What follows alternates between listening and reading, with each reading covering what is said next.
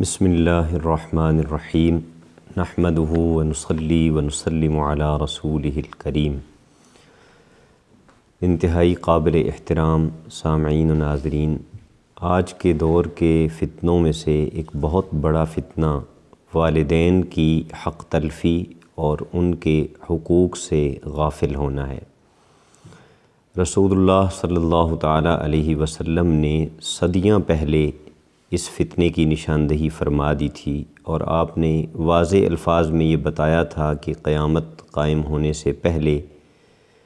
امت کے اندر یہ اخلاقی زوال برپا ہوگا کہ اولاد اپنے دوستوں کی بات کو ماں باپ کی بات پہ زیادہ فوقیت دے گی، اور آج ہم نوجوانوں کی اکثریت کو اسی بڑے جرم میں مبتلا دیکھتے ہیں۔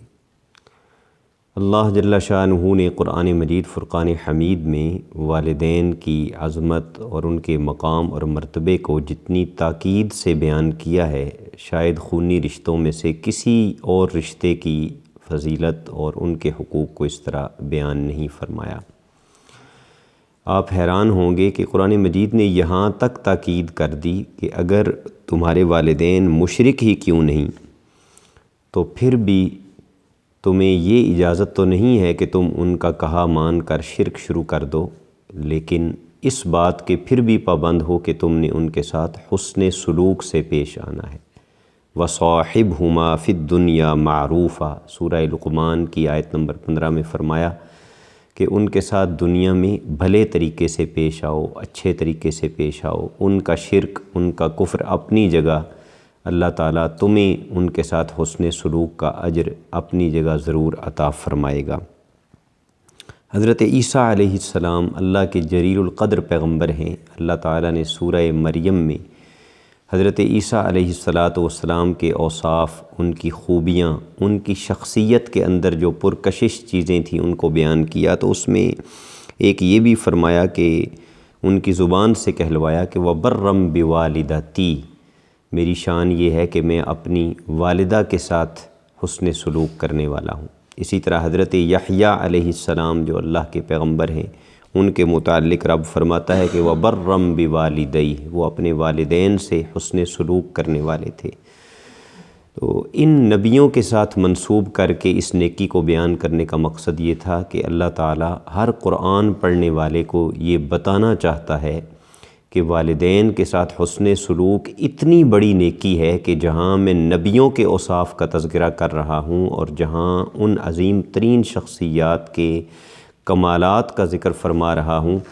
تو یہ چیز بھی وہاں قابل ذکر ہے، اور صرف قابل ہی ذکر نہیں بلکہ سر فہرست ہے کہ یہ انبیاء کرام اپنے والدین سے حسن سلوک کرنے والے تھے۔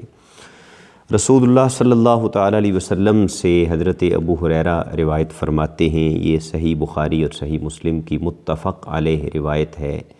کہ حضور علیہ السلام کی خدمت میں ایک شخص حاضر ہوا اور اس نے آ کے عرض کیا، یا رسول اللہ صلی اللہ علیہ وسلم، یہ فرمائیے کہ میرے اچھے سلوک کا،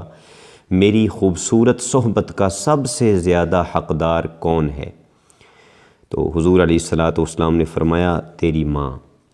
اس نے پھر یہی سوال دہرایا، حضور نے پھر یہی جواب دیا۔ 3 مرتبہ اس نے یہی سوال کیا، حضور نے تینوں مرتبہ یہی فرمایا، امک، تیری ماں تیرے حسن سلوک کی سب سے زیادہ مستحق ہے۔ اور چوتھے نمبر پر حضور نے باپ کا ذکر فرمایا۔ آج وہ لوگ جو اپنے گھر سے باہر ہوں تو بڑے خوش اخلاق ہوتے ہیں، وہ دوستوں کی تو کڑوی بات بھی برداشت کر لیتے ہیں، لیکن گھر میں ماں باپ کے سامنے جب آتے ہیں تو وہ پہلوان بن جاتے ہیں، اور وہاں ماں باپ کی چھوٹی چھوٹی بات پہ اعتراض اور تنقید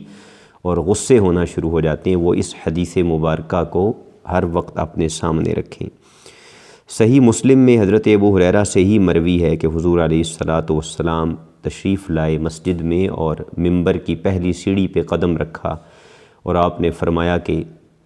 رغم انفہ، اس بندے کی ناک خاک آلود ہو جائے۔ یہ الفاظ عربی میں بڑے فصیح اور بلیغ الفاظ ہیں۔ جب کسی آدمی کو یہ کہنا ہو کہ اس کے پلے کچھ بھی نہ رہے، وہ آدمی برباد ہو جائے، وہ آدمی بے عزت ہو جائے، تو اس وقت یہ کہا جاتا ہے کہ اس کا ناک کٹ جائے۔ تو 3 مرتبہ حضور نے یہ فرمایا۔ پھر جب پوچھا گیا کہ یا رسول اللہ آپ کس کے بارے میں یہ فرما رہے ہیں، تو آپ نے وہ 3 بندے ذکر کیے اور ان میں سے ایک یہ بھی ذکر فرمایا کہ من ادرک والدیہ عند الکبر، جس نے بڑھاپے میں اپنے والدین کو، دونوں کو یا ان میں سے کسی ایک کو پایا، خدمت کا موقع ملا، اور ثم لم يدخل الجنہ، پھر وہ ان کی خدمت کر کے اپنے آپ کو جنتی نہ بنا سکا، تو وہ آدمی بد نصیب ہے، وہ بدبخت ہے، گویا اس نے اپنی ناک کاٹ لی ہے اور اس نے اپنے آپ کو کہیں کا نہیں چھوڑا۔ حضرت اسماء بنت ابی بکر، حضرت ابو بکر صدیق کی لخت جگر، یہ فرماتی ہیں کہ میری ماں مشرکہ تھیں اور وہ مکہ سے مدینہ میرے پاس آ گئیں اور ان کی خواہش تھی کہ وہ میرے ساتھ رہیں۔ میں حضور کی خدمت میں حاضر ہوئی یہ مسئلہ پوچھنے کے لیے کہ میں مسلمان ہوں، میری ماں ابھی مسلمان نہیں ہوئی، تو مجھے آپ کیا حکم دیتے ہیں کہ میں کیا کروں؟ وہ میرے دروازے پہ بیٹھی ہوئی ہے۔ تو نبی کریم علیہ الصلاۃ والسلام نے انہیں حکم دیا کہ بھلے وہ کافرہ ہی صحیح، لیکن تم اس کی بیٹی ہو، تمہارا حق یہی بنتا ہے کہ تم کافرہ ماں کے ساتھ بھی حسن سلوک سے پیش آؤ، اسے اپنے گھر میں رکھو اور جو خدمت خاطر ممکن ہے وہ بجا لاؤ۔ حضرت عبداللہ بن عمر رضی اللہ تعالی عنہما سے روایت ہے سنن ترمذی میں کہ رسول اللہ صلی اللہ تعالی علیہ وسلم نے ارشاد فرمایا کہ والد کی رضا میں رب کی رضا ہے، اور والد کی نافرمانی میں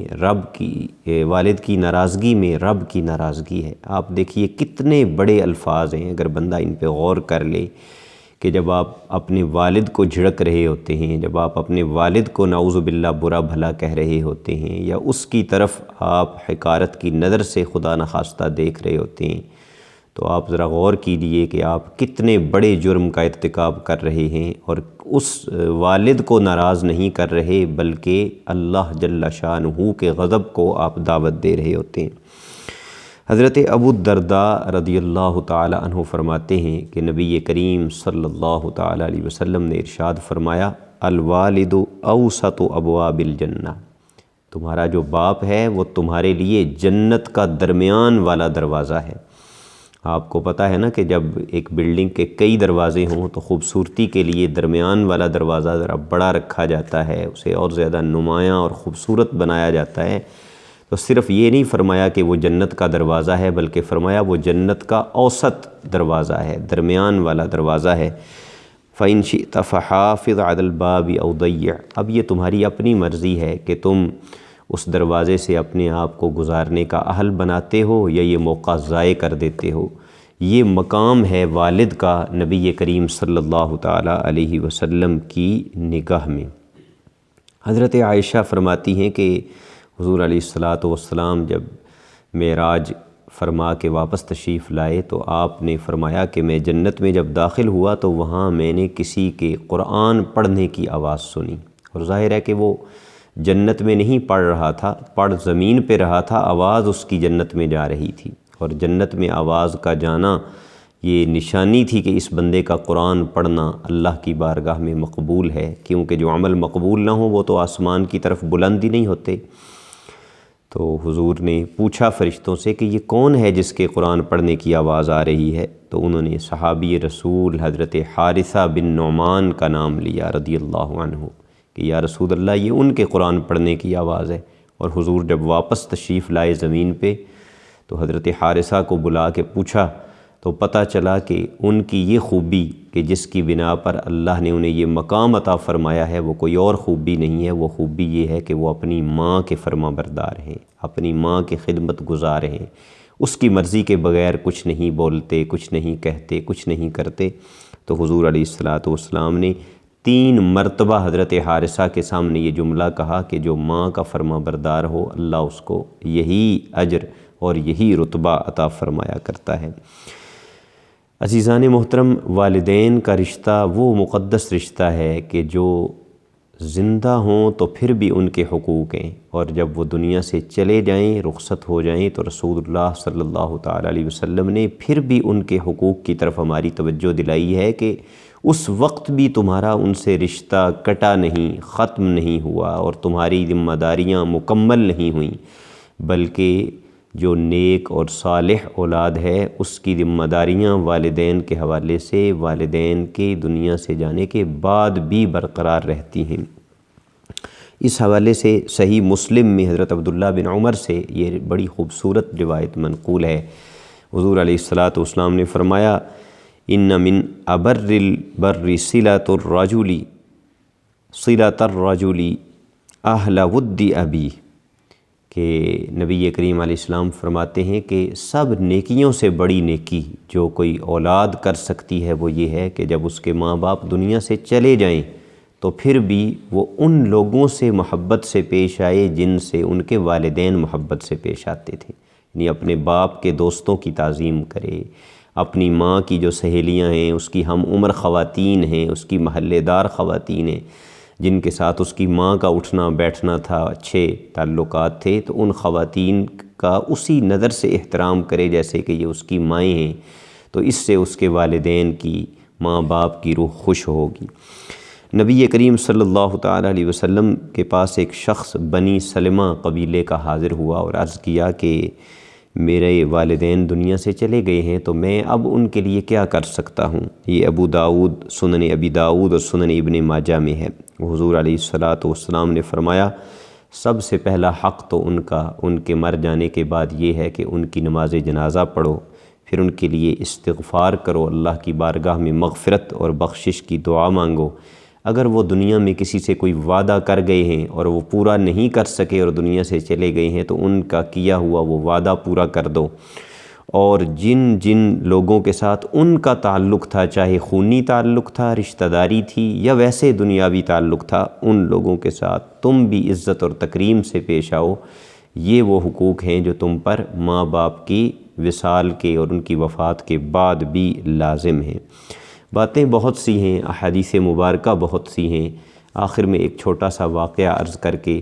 میں آپ کو پیغام یہی دینا چاہوں گا کہ اگر عزتیں چاہیے، کامیابیاں چاہیے، کامرانیاں چاہیے، سرخروئی چاہیے اللہ کی بارگاہ میں بھی اور اس دنیا میں بھی عزت سے جینا چاہتے ہیں تو خاص طور پہ میرے نوجوان بھائی، میری بہنیں، وہ اپنے والدین کی اطاعت کو، ان کی خدمت کو، ان کی تعظیم اور تکریم کو اپنا شعار بنائیں۔ وہ واقعہ جو میں عرض کرنا چاہتا ہوں وہ حضرت عبداللہ بن عمر کا ہے، جو حضرت عمر فاروق رضی اللہ تعالیٰ عنہ کے لخت جگر ہیں اور صحابی رسول ہیں اور حضور کے بڑے محبوب اور مقرب صحابہ میں ان کا شمار ہوتا ہے۔ تو وہ ایک دفعہ اپنے دوستوں کے ساتھ جا رہے تھے اور انہوں نے بڑا قیمتی لباس پہن رکھا تھا، سر پہ امامہ باندھا ہوا تھا اور جانور پہ سوار تھے، تو سامنے سے ایک بدو، ایک دیہاتی شخص آتا ہوا دکھائی دیا۔ جب وہ قریب آیا تو آپ اپنی سواری سے نیچے اترے، اسے ملے اور اپنا امامہ بھی اتار کے اس کے سر پہ رکھ دیا، اپنا وہ جو قیمتی جبہ تھا وہ بھی اتار کے اوپر سے وہ بھی اسے پہنا دیا اور کافی سارے پیسے بھی اسے دیے اور اپنی سواری کی جو لگام تھی وہ بھی اسے پکڑا دی، یعنی سواری بھی اسے دے دی اور خود پیدل چلنے لگ گئے۔ اور وہ بندہ چلا گیا تو آپ کے ساتھیوں نے پوچھا کہ یہ تو دیہاتی لوگ ہوتے ہیں، ان کو تو تھوڑا سا بھی کوئی تحفہ یا معمولی سی چیز بھی دی جائے تو یہ خوش ہو جاتے ہیں، آپ نے اسے اتنا کچھ دے دیا۔ حضرت عبداللہ بن عمر رضی اللہ تعالی عنہ نے فرمایا کہ میں نے اس لیے اس کی تعظیم و تکریم کی ہے کہ یہ میرے باپ حضرت عمر فاروق کے پاس آیا کرتا تھا، ان کا یہ جاننے والا تھا، ان کا دوست تھا اور میرے والد محترم اس کی عزت کرتے تھے۔ میں نے اپنے والد کے اس رشتے کا پاس رکھتے ہوئے اس کی یہ عزت اور یہ تکریم کی ہے اور یہ تحائف اس کو اپنے باپ کا دوست سمجھتے ہوئے میں نے عطا کیے ہیں۔ والدین کے نافرمان کو اللہ سبحانہ و تعالی کبھی بھی اس کا انجام چکھائے بغیر دنیا سے جانے نہیں دیتا، یہ ایک تجربہ شدہ اور طے شدہ بات ہے۔ اللہ جل شانہ سے دعا ہے کہ وہ ہمیں والدین کی قدر کرنے کی توفیق عطا فرمائے، خاص طور پہ بڑھاپے میں، بیماری میں ان کو وقت دینے کی، ان کے پاس بیٹھنے کی، ان سے گفتگو کرنے کی اور ان کی جسمانی خدمت کرنے کی اور ان کے لیے اپنا مال کھلے دل سے خرچ کرنے کی اللہ تعالیٰ توفیق عطا فرمائے۔ وآخر دعوانا ان الحمد للہ رب العالمین۔